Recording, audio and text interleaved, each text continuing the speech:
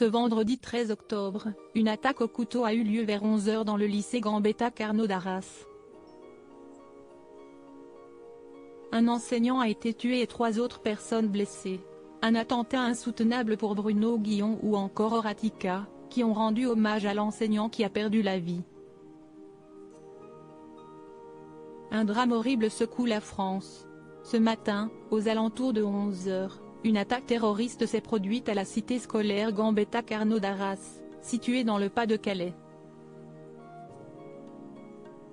L'assaillant, un homme de 20 ans d'origine tchétchène, a tué Dominique Bernard, un professeur principal d'une classe de 3e d'une cinquantaine d'années.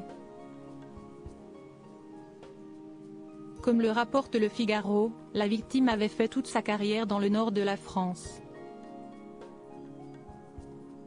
Agrégé de lettres modernes, ce passionné de littérature enseignait le français dans une classe de 5e depuis de nombreuses années.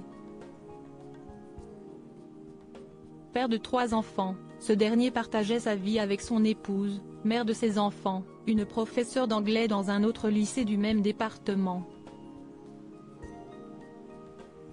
Sa mort intervient seulement 3 jours avant les commémorations de l'assassinat du professeur Samuel Paty, décapité le 16 octobre 2023 devant son lycée de Conflans-Sainte-Honorine, dans les Yvelines, après avoir illustré un cours sur la liberté d'expression avec des caricatures du prophète Mahomet.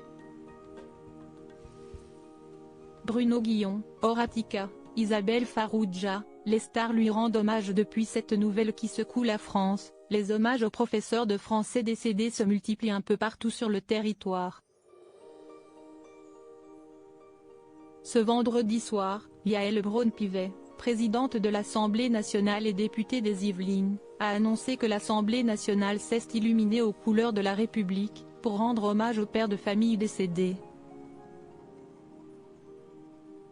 Notre nation endeuillée a perdu l'un de ses professeurs, Dominique Bernard, assassiné par un terroriste. Soyons unis et debout, les valeurs de la République ne connaissent pas la nuit, a-t-elle écrit sur son compte X.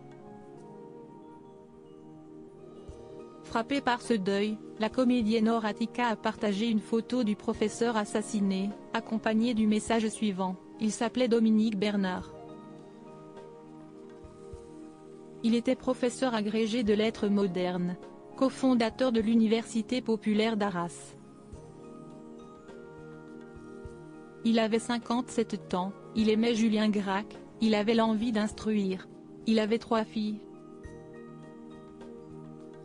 Il s'est interposé entre un terroriste islamiste et ses élèves pour les protéger. Ça déborde. Plus les mots plus de larmes, a-t-elle écrit. Cette photo et ce même texte ont été repartagés par Bruno Guillon, mais aussi Isabelle Farrugia, qui s'est fendue d'une story pour exprimer sa peine. Il s'appelait Dominique Bernard.